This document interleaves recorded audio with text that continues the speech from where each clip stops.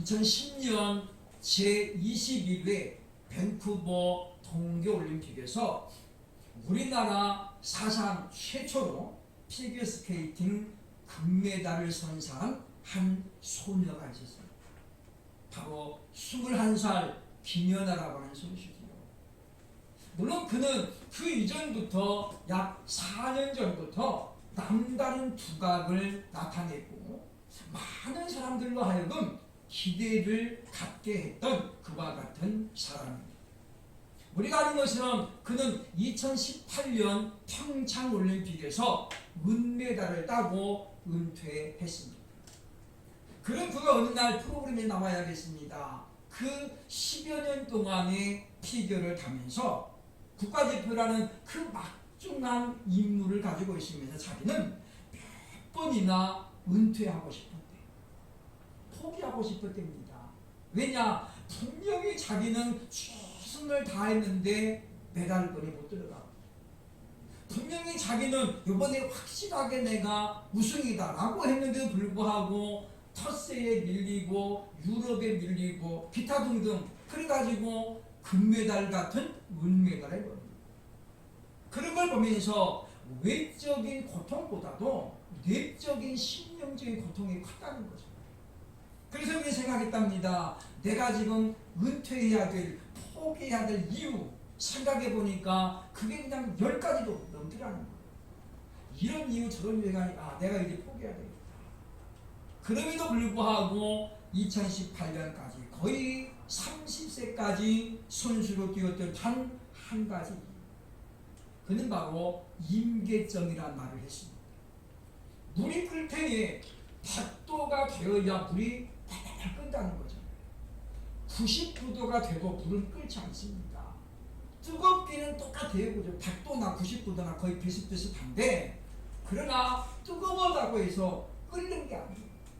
그는 그렇게 생각했답니다. 지금 나는 99도까지 와 있다. 1도가 모자라기 때문에 지금 나는 정점을 못 찍는구나. 그래서 이 은퇴하는 생각이, 포기하고 싶은 생각이 올 때마다 그런 생각했답니다. 지금 이 순간만 지나면 나는 100도에 도달할 수 있다. 그런 마음 가지고 그는 자신에게 다가오는 슬럼프들을 이겨냈다라고 고백하고 있습니다. 슬럼프는 사람이라면 누구도 예외 없이 찾아오는 하나의 과정이라고 볼 수 있습니다. 믿음이 없는 사람은 오는 게 아니고 실력이 없는 사람은 오는 게 아닙니다. 사람이라면 누구든지 슬럼프는 반드시 겪게 되어 있다고 하는 것이죠. 그것은 어쩌면 영적 성장을 위한 하나의 과정이라고 볼 수 있다고 하는 것입니다. 그러면 하나님은 왜 사랑하는 백성들에게 이와 같은 영적인 침체를 허락하실까요? 우리가 제발 좀 그런 슬럼프 없이 지나면 어떤가 그런 생각을 가져봅니다만, 그것은 결코 좋은 바람직한 생각이 아니더라고요. 왜냐하면 이 아파보지 않은 사람은 아픈 사람에 대해서 공감할 수 없습니다. 배고픈 시절을 경험하지 못한 사람들은 배고픈 사람들의 심정을 알 수가 없습니다. 우리 아는 자매 중에 하나가 충청도에서 엄청나게 부장, 천안에서 가장 큰 농장을 가지고 있는 집 딸이에요. 방배동에도 빌딩이 2개나 있고 지금. 그러면서 이분이 이제 중학교 선생님으로 있다가 적성이 안 맞아가지고 그냥 사표 내고 나왔어요. 우리 이분이 나이는 저보다 많은데 고생이라는 고자도 안 해보잖아요. 그래서 그때 배고픈 시작이 하면은 그분은 그러고 합니다. 아니 왜 굶어? 나가면 식당이 널린데 식당인데. 그러면 그렇게 생각하는 거예요. 아니 굶고 싶으면 굶는 사람이 돈이 없으니까 굶는 거예요. 식당에는 공짜로 밥 주나요? 근데 이분 생각에는 그게 안 되는 거예요. 아니 나가면 널린 게 식당인데 아무 데나 가서 잘 나가면 되지. 왜 굶습니까? 이렇게 말합니다.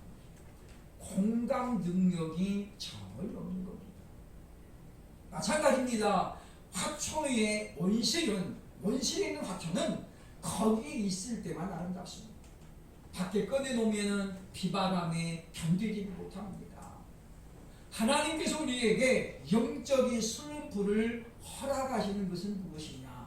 그런 어떤 넘어지고 자빠지고 다시 일어나는 과정 속에서 우리의 믿음이 견고해지고 단단해지를 원하시기 때문이다라고 하는 것입니다. 예수님이 이 땅에 마지막 일주일을 앞두고 온통 관심이 제자들에게 쏠려 있습니다. 오늘 본문에도 나타납니다만은 예수님은 지금 제자들을 떠나서 간 다음에 이 제자들이 어떤 상태를 유지할까 이미 다 보고 계시는 거예요. 알고 계시는 거잖아요. 큰 소리 땅땅 치면서 저들이 다 주를 버릴지라도 나는 절대 버리지 않습니다. 심지어 내가 죽을지언정 주님 버리지 않겠습니다. 라고 큰 소리 친 베드로도 얼마 안 가가지고 나 몰라 그러면서 부인하잖아요. 아닌 게 아니라 예수님의 십자가에서 운명하시는 날 제자들은 다 흩어집니다. 그리고 그 중에 7, 8명의 제자만이 마가 다락방에 두려워서 숨어 있었어요. 부활하신 예수님이 그에게 나타나셔가지고 너희에게 평강이 있을지어다 하셨지만은 그 중에 벌써 4, 5명의 제자들은 어디로 가고 없어요. 갈릴리에서 만나자 마리아를 통해서 전가를 보냈지만은 예수님께서 나사렛에 갔을 때에 제자들 거기에 다 있지 않았습니다. 베드로를 비롯한 7, 8명의 제자들이 그냥 습관을 따라 밤에 물고기 잡는 신용하다가 빈손으로 돌아오잖아요. 그런 모습들을 보면 바로 예수님의 마음은 지금 너무 아픈 거예요. 3년 동안 열심히 가르치고 본을 보이고 했지만 어린아이 같은 상태를 보면서 예수님은 온통 지금 제자들에게 마음이 가 있습니다. 내가 떠나고 나면 이들이 분명히 침체에 빠질 것입니다. 이 슬럼프를 이들이 어쩌면 이길 수 있습니다. 그래서 요한복음 17장은 예수님의 거룩한 기도로 너무나도 유명한 그와 같은 장입니다. 내가 비옵는 것은 예수님이 말하는 거죠. 내가 비옵는 것은 그들을 세상에서 데려가시기를 위함이 아니요 다만 악에 빠지지 않게 보존하시기를 위함이다. 이게 무슨 말이에요? 하나님 아버지 저들이 내가 떠난 후에 슬럼프에 빠지지 않게 하옵소서. 내가 그들을 위하여 비옵는 것은 이것뿐입니다. 그거잖아요. 뭐 지금 예수님의 기도가 다른 게 아니에요. 그죠? 하나님 저들에게 성령을 그냥 풍성하게 주시고 뭐 용기를 그런 게 아니잖아요. 그죠? 본문에 보면 나옵니다만은 다만 악에 빠지지 않게 영적인 슬럼프에 빠지지 않게 그래서 방황하지 않기를 위해서 기도하는 내용으로 되어 있다고 하는 것입니다. 그러면 오늘 성경에 보면 우리가 어떻게 하면 영적인 침체에서 영적 슬럼프에서 벗어날 수 있을까? 그 유일한 해결 방법을 예수님께서 우리에게 알려주고 있습니다. 그것은 바로 우리가 거룩하게 되어지는 것입니다.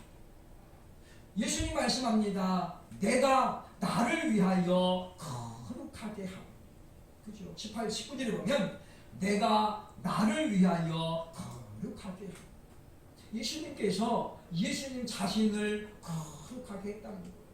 그러면서 제자들도 너희도 거룩하게 되어야 다만 악에 빠지지 않는다.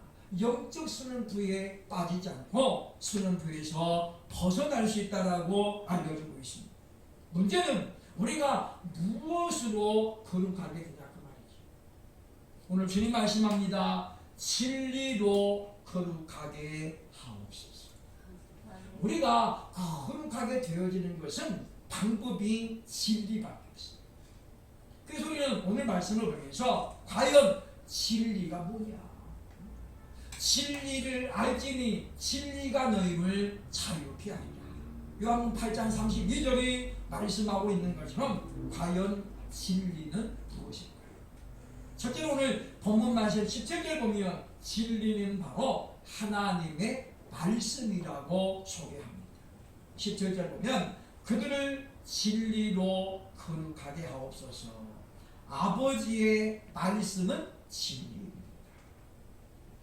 하나님의 말씀이 진리라는 거죠. 진리는 어떤 겁니까? 시대에 상관없이, 지역에 상관없이, 인종에 상관없이 항상 똑같이 적용되어지고 항상 옳은 것을 우리가 진리라고 말합니다.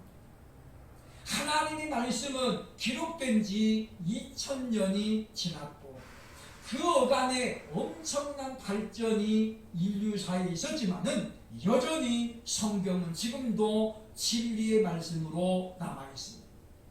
왜냐하면 하나님의 말씀을 대체할 만한 어떤 말씀도 아직까지 존재하고 있지 않기 때문이라는 것이죠.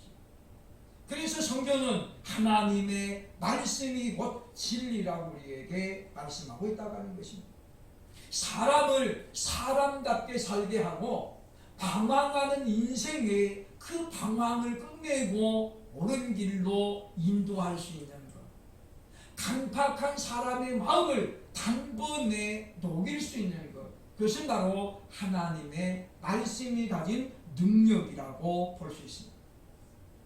젊은 날을 방황으로 일관했던 많은 사람들이 하나님 말씀을 듣다가 녹아지는 그런 경우가 얼마나 많이 있습니다. 그러기에 하나님 말씀이 바로 진리라고 성경은 말씀하고 있는 것을 우리는 기억해야 될 것입니다. 인류 역사사에는 이른바 위인이라고 불리는 사람들이 많이 있습니다. 대표적으로 미국의 노예 해방을 이끌었던, 그리고 남북전쟁을 승리로 이끌었던 바로 아브라함 링컨이 그 중에 하나입니다. 그는 어머니가 남겨두신 유산과도 같은 다 낡아빠진 성경, 그 성경을 평생에 애지중지했다고 하죠. 대통령이 되어서 백악관에 들어간 그가 놓치지 않고 챙겼던 것이 바로 어머니가 물려준 성경책이었습니다. 그는 힘들 때나 바쁠 때나 언제든지 그 말씀을 보면서 아버지의 뜻이 무엇인가, 하나님이 나를 백악관에 들어가게 하신 이유가 무엇인가, 이런 하나님이 내게 원하시는 것을 늘 묵상하면서 하나님이 나를 대통령 세우신 것은 노예를 해방시켜 저들도 하나님의 자녀들인 것을 알게 하기 위함이라는 역사적인 사명을 깨닫습니다.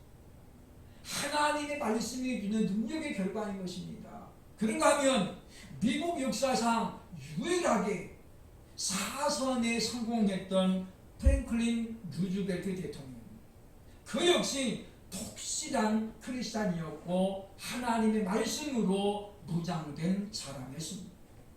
그는 39살 되던 해에 소아마비로 두 다리를 잃습니다. 그리고 그는 휠체어가 없이는 갈 수 없는, 움직일 수 없는 참으로 비참한 운명에 처합니다. 모든 것이 끊어질 것 같은 그런 때에 그러나 그는 희망을 잃지 않습니다. 선천적으로 장애를 입은 사람하고 중간에 장애를 입은 사람은 차원이 다르대요. 날 때부터 장애를 입은 사람은 크게 그렇게 비가 나거나 그런 게 별로 없대요. 그러나 다 커가지고 어른돼가지고 장애를 입으면 하루하루가 지옥 같다. 프랭클린 루즈벨트 어떻게 했을까요? 자신을 지키시는, 그럼에도 불구하고 나와 함께 하시는 그 하나님을 붙들고 말씀을 붙잡았기에 그는 당시 경제 대공황으로 어쩌면 나라가 망할 수도 있는 그 위기의 순간에 이른바 뉴딜 정책을 펼침으로 말미암아 미국을 파생시킨, 그래서 영웅 중의 영웅으로 추앙을 받습니다. 그는 1945년에 대통령으로 재임하는 기간 중에 결국은 이제 사망하게 되어집니다. 사랑하는 여러분이요, 비단 이들만이 아니라 우리 주변에도 말씀을 통해서 거듭남을 경험하고 말씀을 붙들고 이기는 사람들을 우리가 찾아볼 수 있다라고 하는 것입니다. 그러므로 사랑 여러분이요, 슬럼프를 이기기 위해서, 바로 영적 침체에서 벗어나기 위해서라도 진리인 하나님의 말씀을 붙잡을 수 있기를 주의 이름으로 축원합니다. 둘째로 진리는 무엇입니까? 바로 14장 6절에 보면 예수 그리스도라고 이야기하고 있습니다. 14장 6절에 보면 예수께서 이르시되 내가 곧 길이요 진리요 생명이니 나로 말미암지 않고는 아버지께로 올 자가 아무도 없느니라 라고 말씀합니다. 예수님은 요한복음에서 에고 에이미, 즉 나는 누구입니다 라는 화법을 통해서 자신을 계시해 주셨습니다. 오늘 본문에 나옵니다마는 나는 진리입니다. 에고 호 알레데이아 에이미, 그 말이죠. 에고 호 알레데이아 에이미, 나는 진리입니다. 예수님께서 진리라고 자신을 소개하고 있잖아요. 그래서 우리는 바로 우리가 진리이신 예수님과 온전히 연합할 때에 우리는 영적 침체에서 벗어날 수 있다는 것을 확인하게 되어진다고 하는 것입니다. 그러면 우리는 먼저 우리가 예수 그리스도를 알려고 애를 써야겠죠. 우리가 예수님을 어떻게 알 수 있습니까? 우리는 예수님께서 자신에 대해서 나는 누구다 라고 설명하고 있는 부분들을 우리가 열심히 배워야 됩니다. 우리가 성경을 보면서 예수님은 나는 선한 목자, 예수님은 선한 목자라고 요한복음 10장에 보면 자신을 소개하잖아요. 그렇죠? 그러면서 한 말이 선한 목자는 양들을 위해서 제 목숨까지도 버립니다. 왜 예수님이 십자가에서 죄 없는 그분이 우리를 위해서 죽으셨을까요? 그분은 바로 저와 여러분의 목자이기 때문에, 우리를 살리기 위한 방법이라면 예수님은 기꺼이 내가 너희를 위해서 죽어주마, 그게 바로 목자이신 예수님입니다. 예수님이 그 자신을 가리켜서 바로 내가 진리다 라고 우리에게 말씀하고 있음을 우리는 기억을 해야 되겠다고 하는 것입니다. 그럼 우리는 예수님을 온전히 따라가야 되죠. 너는 나를 따라오라. 어느 날 시몬을 만난 예수님 말씀하셨습니다. 이제부터 너는 나를 따라오라. 그래서 시몬은 발들을 버려두고 물고기도 버려두고 그때부터 예수님을 열심히 따라갑니다. 오직 예수님만 바라보고 따라갈 때에 주님과 동행하는 사람이 될 수 있습니다. 그런데 문제는 때로는 예수님이 가는 길이 내가 가고자 하는 방향과 다를 때가 있다고 합니다. 이럴 때 우리는 이제 염려하게 됩니다. 분명히 이 길이 아니고 이 길인데 왜 주님 이 길로 가실까? 그래서 예수님께서 말씀합니다. 많은 사람들은 넓은 길로 간다마는 나는 좁은 길로 간다. 그러면서 뭐라고 합니까? 넓은 길은 사망으로 가는 길이고 좁고 협착한 길은 생명으로 가는 길. 그러나 예수님의 12제자들 가운데도 예수님이 가는 그 길을 동의할 수 없었던 사람이 있잖아요. 그가 바로 가룟입니다. 그렇게 가지고는 지금 로마를 이길 수 없었습니다. 그렇게 가지고 우리를 지금 해방시킬 수 없었거든요. 그게 유다의 생각이었습니다. 그래서 그는 예수님을 은 20개의 30개의 팔아먹는 폐륜을 저지르게 됩니다. 그리고 2000년이 지난 오늘날까지도 바로 유다는 인류 역사상 가장 악한 죄인으로 등극이 되고 있다고 하는 것입니다. 그러므로 사랑하는 여러분이요, 내 생각을 중심으로 해가지고는 주님과 함께 할 수 없습니다. 때로는 예수님이 무기력하게 보이잖아요. 무기력하게 보입니다. 그냥 말 한마디 못하고 당하고 있는 것처럼 보이잖아요. 실제로 예수님께서 골고다 언덕에 재판을 받을 때도 얼마나 무기력합니까? 묻는 질문에 대답도 잘 안 하잖아요. 고개를 그냥 탁 숙이고 있습니다. 대제사장이 물어도 한마디 하고는 그냥 탁 입을 닫아요. 그냥 저렇게 있으면 십자가에 못 박히게 되는데도 불구하고 변명 안 하는 거예요. 빌라도가 어떻게든지 간에 지금 풀어주려고 하는데 예수님이 거기에 협조만 하면 풀어줄 수 있는 거예요. 예수님 어떠십니까? 오히려 빌라도의 마음을 건들죠. 네가 지금 그런 권세가 있다마는 그 권세를 누가 준 것이냐? 위로부터 준 건 아니냐? 그러면서 그냥 빌라도의 마음을 확 긁어놓잖아요. 그것을 많은 군중들이 보면서 어땠습니까? 야, 정말 못있다. 정말 하나님의 아들이구나. 그랬을까요? 그렇지 않습니다. 수많은 사람이 외칩니다. 십자가에 못 박으라. 십자가에 못 박으라고 외칩니다. 왜냐하면 그동안 보여줬던 모습과 비교해 볼 때에 너무나도 무기력한 모습. 기껏 한다는 소리가 엘리 엘리 라마 사박다니. 아버지여 아버지여 왜 나를 버리셨나요? 그 말 하잖아요. 사람들이 침을 뱉고 모욕을 할 때도 가만히 당하시는 거예요. 세상에 얼마나 무기력합니까? 얼마나 무기력합니까? 돌을 던지는 사람들을 향해서 너희 중에 죄 없는 자가 먼저 돌로 치라 하면서 그 가냘픈 여인을 구원했던 것입니다. 정작 자신을 위해서는 아무것도 안 하십니다. 그러나 바로 그런 모습일지라도 예수님 가는 그 길이 구원의 길이고 그 길이 생명의 길이라고 한다면 우리는 좌우로 돌아보지 아니하고 오직 예수님과 동행합니다. 그것이 악을 골짜기라도 주와 동행할 수 있는 저와 여러분들 수 있기를 주의 이름으로 축원합니다. 그래야만 우리가 영적 침체를 빠르게 벗어날 수 있기 때문입니다. 마지막 세 번째 진리는 무엇입니까? 요한복음 16장 13절 보면 성령이 진리라고 말씀합니다.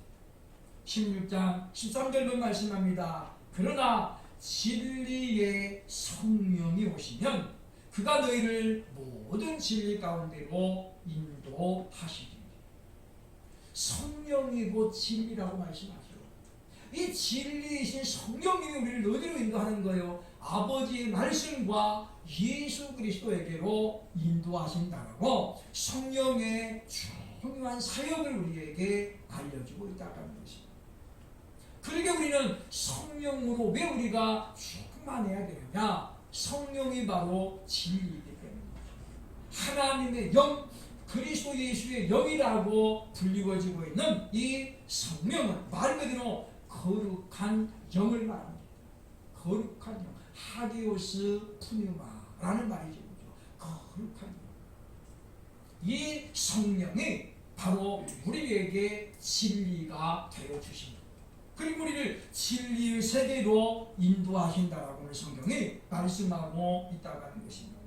성령이 임하시면 우리가 예수 그리스도의 말씀을 생각나게 하시리라 라고 예수님 우리에게 알려주고 있다고 하는 것입니다. 그럼 왜 우리가 성경을 읽고 들을 때에 성령의 도우심을 구해야 됩니까? 그 이유는 단 한 가지입니다. 모든 성경이 하나님의 감동으로 즉 성령으로 기록되기 때문에 성령의 도우심이 없이는 이 말씀을 들어도 읽어도 깨달을 수가 없는 거예요. 우리가 당신 어디를 읽으시오? 읽을 수 있습니다. 그런데 성령이 도와주지 않으면 말씀을 읽어도 이게 무슨 말인지 왜 이걸 읽으라고 했는지 알 수가 없습니다. 그래서 우리는 성경을 읽고 들을 때 우리가 기도하면서 성령 하나님 저를 도와주셔서 이 말씀을 읽고 들을 때에 깨우치게 해달라.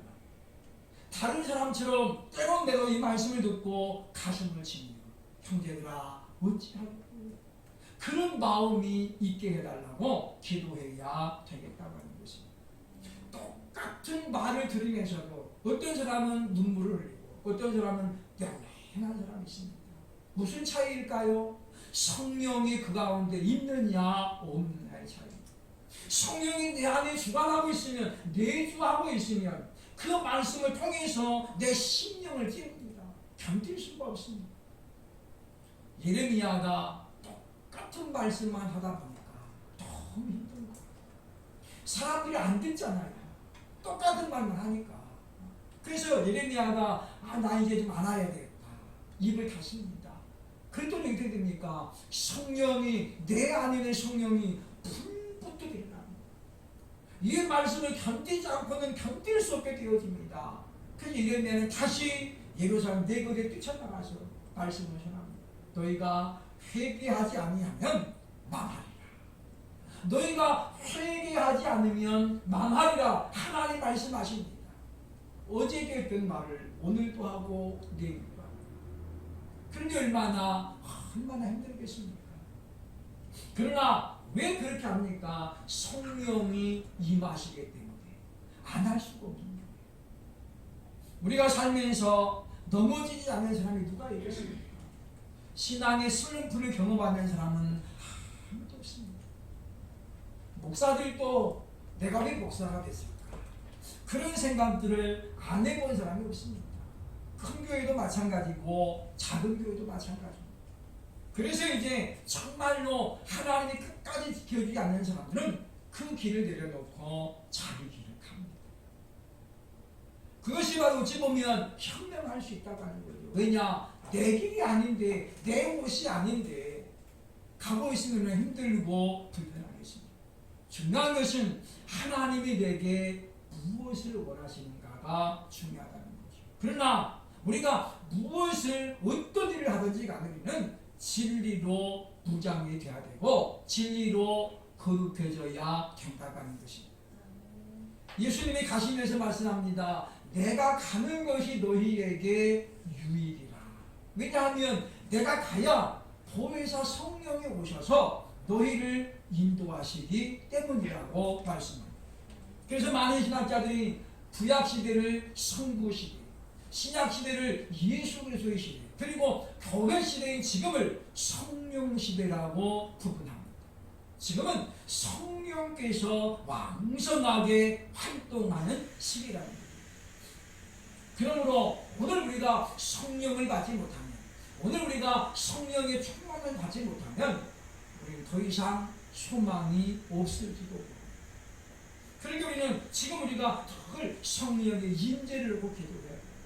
하나님, 제가 망설이고 있을 때, 목적지 잃고 방황하고 있을 때 주님 내버려 두지 마시고 저를 깨우쳐달라고 기도해야 됩니다. 야곱이 지금 헤브론으로 가다가 숫봇에 정착하잖아요. 목적지를 향해 가다가 지금 안 가고 있거든요. 그런데도 불구하고 일부분 동안 아무 일도 안 일어나요. 평탄해졌습니다. 땅도 그냥 제값에 잘 샀습니다. 하나님께 예배도 드립니다. 그런데 그것이 바로 폭풍 전야였다는 거죠. 바로 그 며칠 뒤에 그 딸이 결국은 돌이킬 수 없는 사건을 당하죠.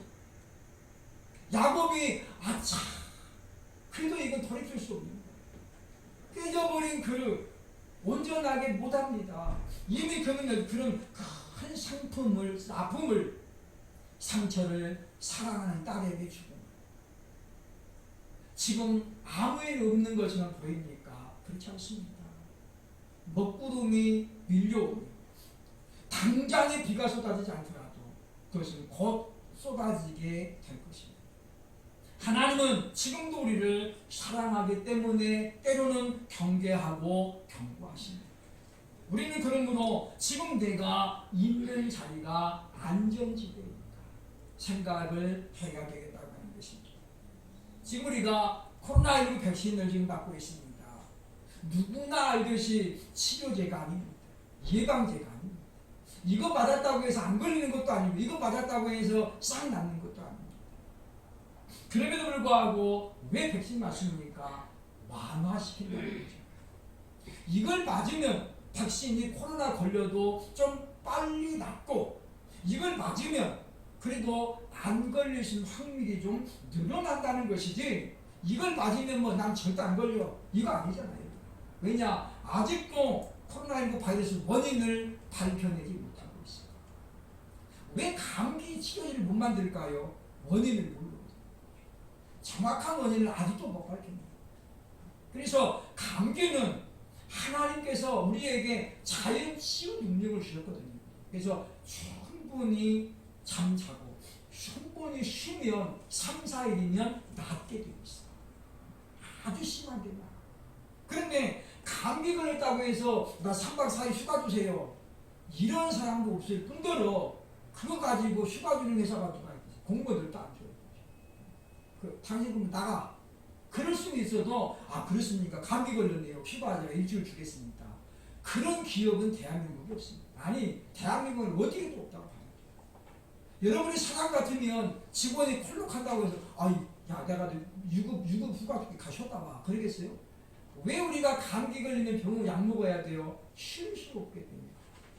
그냥 다 내려놓고 쉬면 3, 4일이면 나오는데 안 되니까 약을 먹고 주사 맞는 거 나가는 것입니다. 성경은 우리에게 생명의 말씀이고 바로 우리의 무기입니다. 진리의 성령이 우리에게 충만하면 우리는 이 강력한 무기를 소유하게 될 것입니다.